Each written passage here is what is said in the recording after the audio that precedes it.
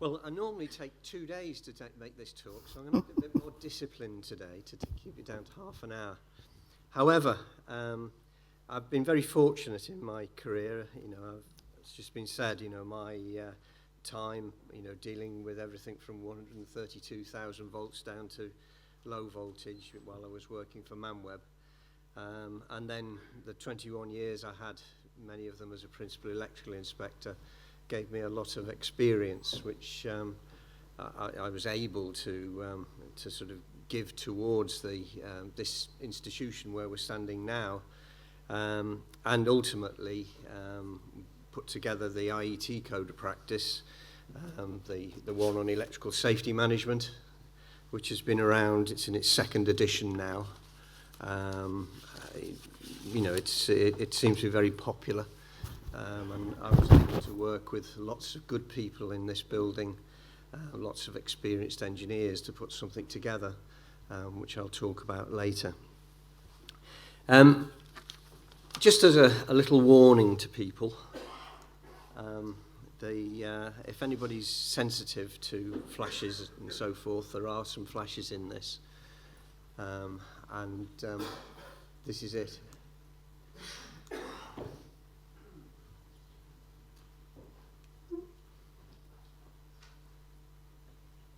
Should be going bang at the moment. Oh, here we are. Okay, ready? Goodbye. Roll. Camera ready? Roll. Here we go. Whoa.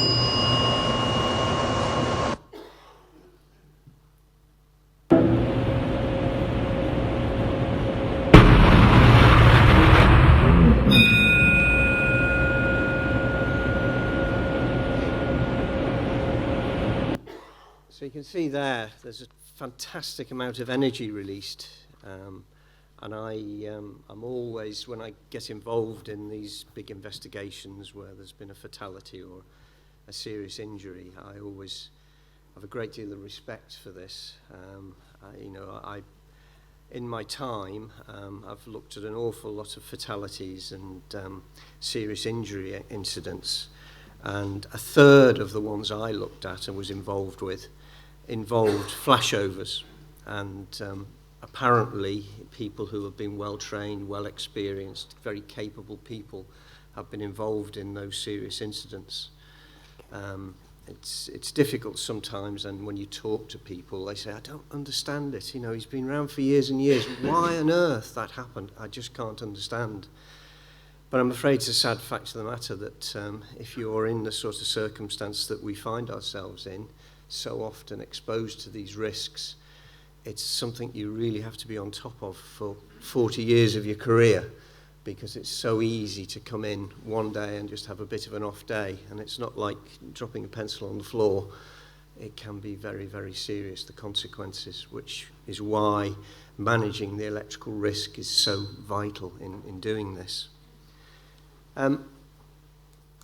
During my time with the HSE, I did investigate, and had lots of other people investigate for me, different accidents, and I noticed that there were an awful lot of these accidents which were very repetitious. I mean, there were certain types of accidents, and after about sort of 8 years of watching these going by, I thought, well, really, I think there are lessons to be learned here, just understanding the types of incidents that are involved, and it's very difficult to get very big amounts of information and detail about electrical incidents, and often when I'm asked, people start going into very, very great depth, how many people have been electrocuted with a kettle, well, I don't know, because it's just not, those sorts of statistics just aren't kept.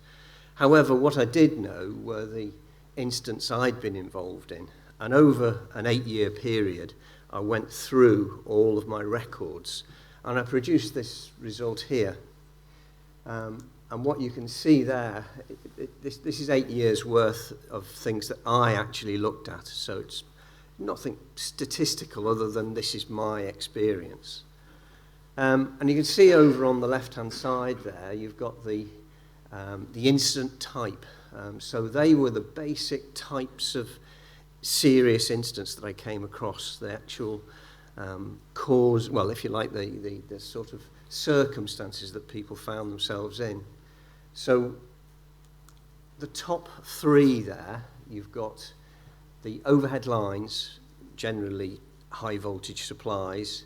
You've got the system cables, all the sort of distribution cables coming around, which there are tens of thousands of cable strikes every year in Britain. And the supply, switchgear, substation type failures, some of the very nasty accidents that are associated with distribution switchgear and higher voltage switchgear. And as you can see, I had 7 fatal incidents involving overhead lines, generally associated with construction or agriculture. People coming into contact with overhead lines, and it's about half of the people who are killed in Britain each year, traditionally over the years, have been due to a contact with an overhead line. I heard 1 or 2 mentions before about live indicators. We did have many years ago now, somebody coming up with the idea that we put them on tipper lorries and so forth. We put an indicator there which would bleep in the cab, you know, if people got close. But unfortunately, it didn't work for all kinds of behavioural reasons and so forth. And it is important that people do have the right amount of awareness training initially for people like the drivers, and for designers and so forth. People should realise this is a potential serious type of problem. So people designing construction type equipment and agricultural equipment should be aware of this particular statistic. And you can see there were 4 serious incidents involving injury, and there were 5 people hurt in those injuries in those particular cases. So that's a very serious number of people that I was involved with investigating their incidents. Then supply cables, all kinds of different types of incidents there. Not so many fatalities and so forth, because generally people who hit cables are sat in splendid isolation in an excavator or some such thing. But nonetheless, there are people exposed to that risk who are passers-by and members of the public and so forth. And there are a lot of burn-type injuries associated with people who are operating jackhammers and the like. Those sorts of things lead to bad burns and so forth. And then the next category down is things that happen in substations and switchgear. I had 1 very nasty fatality involving somebody who was operating a transformer online tap changer manually, which unfortunately led to his death, quite close to retirement, sadly. But nonetheless, that was something which I think the industry learnt a lot from, about looking at the failure modes of these sorts of pieces of equipment, and what can happen in the event of things not being maintained properly. There were 5 serious burn injuries generally associated with that. There was 1 I remember where there was somebody from the manufacturer came commissioning a piece of HV switchgear on an HV board, 11 kV board, and he thought he would start dismantling the board before the start of the piece of work, and unfortunately, what he didn't realise before the isolation actually started, what he didn't realise were there were a few bits of metal inside over the buzz bars, and when he took the front off the piece of switchgear, that metal was disturbed and it fell down onto the buzz bars, and it came right through the front and badly burnt him. So that's the sort of thing that can happen in those sorts of circumstances. The next 2 are associated with fixed installations in buildings and so forth. You can see there had 7 fatalities associated with electrocutions, and they would be things like people not isolating securely, going off to some distant part during a building refurb or something like that. Somebody else coming along wanting a supply for some lights or something, and then switching on while the other guy is working remotely, and unfortunately having a fatal consequence. So that would be fairly typical. But the next one, flashovers, was the thing that really surprised me. I had nobody actually killed in my experience, although there have been people killed there. 18 serious incidents where people, as I say, almost entirely experienced, knowledgeable people you would regard as very capable. Unfortunately, on that particular day, they used the wrong tools for the wrong reasons, exposed all kinds of live parts, and 21 of them got badly burnt as a result. And I found that very surprising, that so many very experienced people became badly injured as a result of that. The next section is about equipment and machinery. Had some really nasty, very gruesome machinery incidents to look at. A gentleman went through a paper shredder. Another lady was decapitated in a meat mixing machine. All kinds of things which were things where control systems and failure to isolate were instrumental in those particular cases. Had quite a lot of very nasty things to look at there. The shock from equipment, a lot of those portable appliances, as you can see there, quite a large number of injuries and some fatalities. Electrocutions were generally, you've got poorly maintained equipment of some description. And the bottom one there, other, they were things where we had a fatality and people needed to dispense with the idea it was anything to do with electricity because there was some doubt. So that's what the other one is. So you can see basically there's an awful lot of fatalities out there, and for the most part, well, I think all of them ultimately were preventable. I spent a lot of time going to give evidence at inquests and in court cases in court. And it's always very, very noticeable how sad it is for the people there. Obviously you see the families there. There was one that comes to mind. There was somebody electrocuted not very far from here who was a scaffolder. He'd been called to take down 7 lifts of scaffold, and basically what happened was that he touched a street lamp which was normally 15 feet in the air. Unfortunately, it was faulty and the casing was live. He was holding onto something which was very well earthed, very well grounded, and he was electrocuted.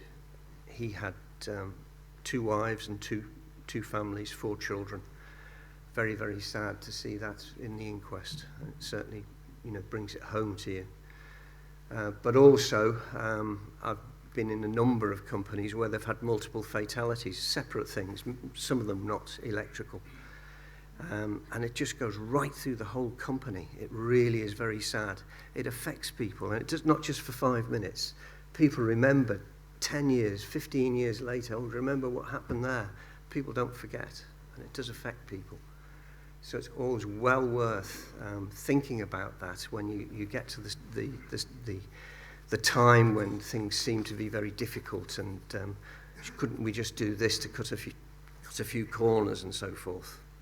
So basically that was my experience. You can see there I did some very, very rough and ready causes there, design, procedures, maintenance. You can see basically all the overhead lines were at the right level, right height, so it's procedural. That was the problem there. But when you get down to the bottom there towards the portable appliances and so forth, you can see there was an awful lot of contribution from maintenance and so forth, although design and procedures certainly were a cause as well. So that was, what was that now, 38 fatalities, 162 incidents. So you can see there's an awful lot of things there to hopefully be learned. That's the table as a whole. And they did fall into these four major categories: the HV supply, the distribution supply, whatever you want to call it, overhead lines, cables, substations, fixed installations, switchgear and cables, then the electrical equipment, portable and fixed appliances, and talking about machinery and control systems again. Lots of very nasty accidents with things like lifts and so forth. Very, very unpleasant.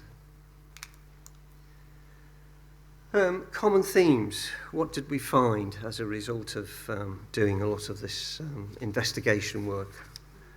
Well, the first thing we found was lack of maintenance. And in fact, that on-load tap changer I told you about, the transformer on-load tap changer, that had its maintenance interval extended to 16 years over time, but the manufacturer recommendation was that it should be 5 years. But it had been extended out and out on the basis that nothing had happened. But a new failure mode came in there. There was a lot of stiction in that particular electromechanical device, which led to this chap having a fatal incident associated with it when he tried to operate it manually. Incorrect equipment. I've seen lots and lots of electrical equipment used in places like construction sites or building places with the wrong IP ratings, things that are clearly not safe, and the sorts of things that were talked about this morning in terms of designing potentially explosive atmospheres, equipment and so forth. Come across some quite large holes in the ground. You may remember Buncefield. I went along to Buncefield, and that was certainly something which was a large tank farm in the UK, well, in Britain, not far from Hemel Hempstead, which had a very, very large bang, massive fire. Poor systems of work. Come across quite a few of these as causes. People issuing the wrong safety documents, for instance. People issuing things which are really significant pieces of legal documentation, transferring responsibility, and people really then having to justify that in an inquest, and more particularly in a court case. Not a happy place to be in front of a barrister if you've not done that system of work properly. It can be very, very nasty.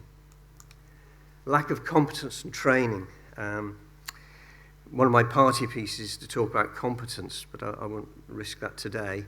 But it just is a question of risk awareness. It seems that over the years people have found themselves in these circumstances where there's a risk there, and for whatever reason they don't really seem to be aware of what it's all about.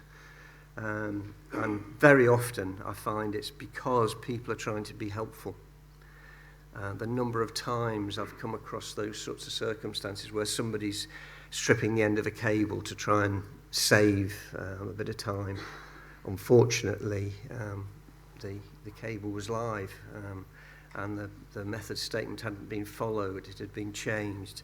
There'd been a wrong piece of safety documentation issued. Quite a lot of contributory factors, but nonetheless, if somebody had been competent, they would have said, well, I'm going to test it before I touch it. Those sorts of things, which are good habits, which are pretty essential, really, and come from a sound training.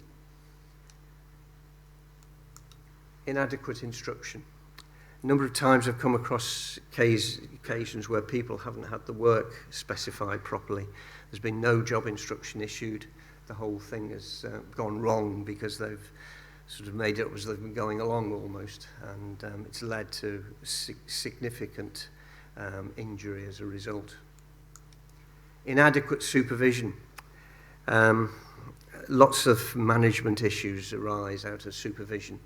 And even the most experienced of people need to have some sort of immediate supervision. Okay, they might not need personal supervision, but they need immediate supervision. Somebody around there as a fresh pair of eyes to make sure things don't go wrong. people working live, people, as it was quite like you said this morning, testing is work. As far as the regulations are concerned, testing is work. So it's important that people do appreciate that they need to follow the appropriate regulations to comply with the law. And generally speaking, you have to be very, very careful if you're ever going to consider working live. A number of cases I've had of fatalities which have really been because of that sort of a problem. And the ultimate one, no adequate isolation. I used to put quite a lot of work to our laboratory up in Buxton. That was when I was working at the HSE, of various control systems and so forth, and we used to have some boffins there that did a real good job. And they always came back to me and said, for all this coding that went wrong and all the rest of it, if somebody had switched it off and isolated it, it wouldn't have been a problem. So fundamentally, you can get blinded by science. Adequate isolation is a very good way of stopping being electrocuted. Typical causes, poor design, overloaded cables, accessories, poor installation, bad connections, bad workmanship, poor operational procedures, no isolation, wrong tools or equipment, poor maintenance, neglected installations. All of those categories were well filled amongst the setup. As it happens, I noticed today we've had a session on design in safety, we've had installation and commissioning, we've had operational safety to come tomorrow, yes. And we've got maintaining safety. And that corresponds exactly with my findings. Those are the things, the key areas that came up when I analysed those various different types of things. One good thing is I did, as I've been introduced as being a principal author of this. This was conceived in this very building. I'd noticed that in my experience there seemed to be lots of people as I went round investigating and inspecting, lots of people who had a limited knowledge of things electrical, to the point that they didn't seem to have an electrical bone in their body, but they'd been told, just get on with it, it's only a bit of a portable appliance testing thing, isn't it? And unfortunately they've come unstuck. And then the other end of things, people who are very expert, who can quite easily become very complacent. And it really gets to the point where you need to get somebody at the point where they can see that there's a risk there that needs to be done. And that's where this thing came in, to enable individuals and organisations to have sufficient level of knowledge and understanding to manage those risks. And as my parting shot, who's it for? Well, first of all, the policymakers and leaders, very important. Managers who've got to implement the policy. Managers and workers who undertake the work themselves. The maintainers, those people who do the maintenance. And the advisors on safety, those people who are there as a facility to help people. Might not have the in-depth electrical knowledge, but they know about safety, but they can learn quite a lot from this. And of course, learning comes from people understanding what's there, and the code of practice is something which would be very helpful in that. So I would commend this particular document to people as a helpful thing in managing the risks which I've described beforehand. So thank you for the opportunity to talk, and thank you for your time. Thank you.